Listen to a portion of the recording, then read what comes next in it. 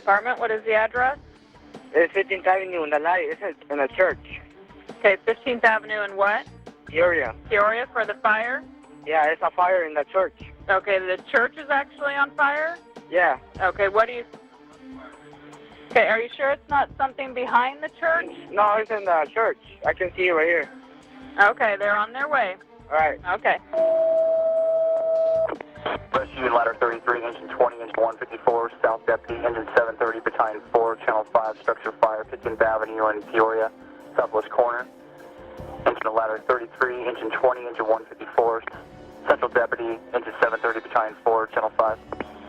Engine 7 to alarm. Engine 7, go. Add us on to that 3 and 1 at 15th Avenue, Peoria, please. Alarm copies, engine 7, adding on to 3 and 1, structure fire, 15th Avenue in Peoria. Engine 7 to alarm. Engine 7, go. We're on scene of a medium-sized church. We have smoke showing and fire through the roof. Engine 7 will be Peoria Command, and this is a defensive fire. Alarm copies, engine 7 on scene of a medium church, smoke showing with flames coming out of the roof. This will be a defensive fire. Engine 7 will be Peoria Command.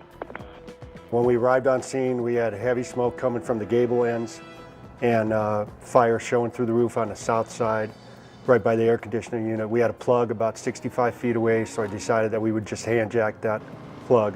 And I walked around to the other side of the truck and I saw the guys doing some offensive things, nothing major.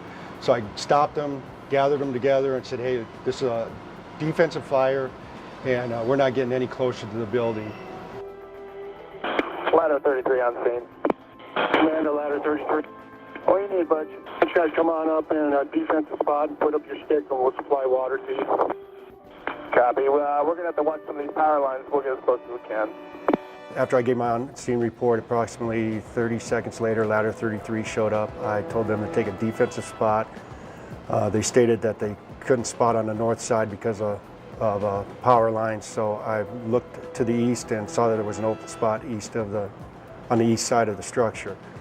So they spotted there, we supplied them water, and they started flowing water within 3-4 minutes. Peoria Command to alarm. Peoria Command, go. Give the balance of the first alarm. Alarm copies, Peoria Command, balance of the first alarm. Central Deputies on scene. Butch, I got your assignment so far. Why don't I go ahead and make you East Sector at this time along with ladder 33, and if you can give me a report on how it looks to the south. Copy, we're assuming sector with ladder 33. Butch, you got your rescue with you? Copy, and Rescue 7's with us. Copy that, Rescue 7 is with you. We heard Engine 7 go on scene. Butch gave a good on-scene report, a good follow-up, made the strategy defensive at that time, started to assign his rescue and started and balanced it out to a first alarm. For me, arriving on scene, what I start to look at is that strategic side of things, is where's this fire's at, looking at the building, are we in the right risk management, the right strategy. And this one here was a good call, is that if you look at what we've been talking about a lot at the CTC, is if you look at the building, you look at the amount of fire that they had in that building, the construction type of that building, it led to an early collapse, and that's exactly what happened on the fire ground. Alarm to Peoria Command. Peoria Command, go ahead. Peoria Command, this is your 10-minute elapsed time notification. Copy that. Be advised, this is a defensive fire with fire through the roof of a small church. Alarm copies, Peoria Command. This is a defensive fire with fire through the roof of the church. Battalion 4 on the scene. Command. Alarm copies, Battalion 4 on scene. Battalion 4. Why don't you go ahead and take East Sector for me? You'll have Engine 7, Ladder 33, Rescue 7, all operating on that side over there. Coming at East Sector, Engine 7, Ladder 33, and Rescue 7.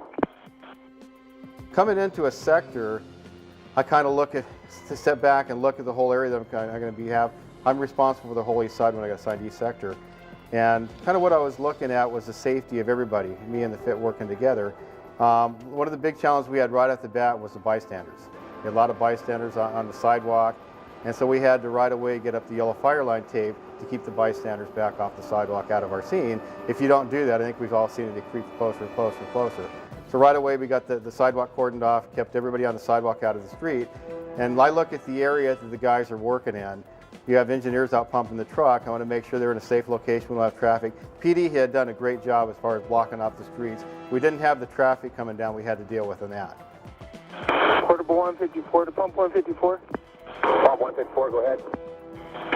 Be advised, this plug's dead. Engine 154, command, did you copy? We got a dead hydrant. I did. Command engine 730. 730, go ahead. Billy 154 laid into the west side of the church. Yeah, the plug that was directly in front of that police car in front of you is dead. Can you find a second plug and lay up to basically where their supply line is, right in front of the command van, and finish that for me? That's affirmative. We have one right to the south of us here. We're staged on. Thanks, Billy. Why don't you go ahead and once you finish that leg, go back and pump that plug, and then you'll be working with West Sector under engine 154. Some of the things that guys overcame at the fire was that the first engine in from the west laid off a plug, and they had a dead plug at that point. I gave the order to 730 to finish off their lay. They had followed procedures in the very beginning, staged at their last plug coming in. They were able to lay up to the other engine, finish off the rest of the lay, then go back and pump the human. If you look at it as a defensive fire, and you look at it and people are saying, hey, everything looks like it went very well, and it did go very well. But the reason why it went so well is because of what we've done in the past and what we've practiced at. At the task level, guys did a good job of doing the basics of being able to take the plug, position apparatus, be in a right position, being able to put water on the fire. At the tactical level, Butch did a very good job at the sector officer. What we've said is that as we are able to, we'll upgrade that. Brian Parks came in, assumed that sector, and it's just his focus in is on managing that sector, looking at the risk, making sure they had a collapse zone set up, making sure that they were able to accomplish the tactical objectives over there. That frees up Butch to be able to work with his crew and directly supervise them. Myself, along with Lynn, we set up in the command van. I was the incident commander. Lynn was my support officer. As other people came in, we built the rest of the system in the command van. And having CV2 right out of the station here made a big difference on that side of it. The reason I think this fire was a success is because we went defensive immediately. We could have put guys inside, and I think some years ago we probably would have done that. To me, I just didn't see any sense in sending anybody inside with looking at my critical fire ground factors and then putting it against our risk management profile. It was a defensive fire, and that's why it went well.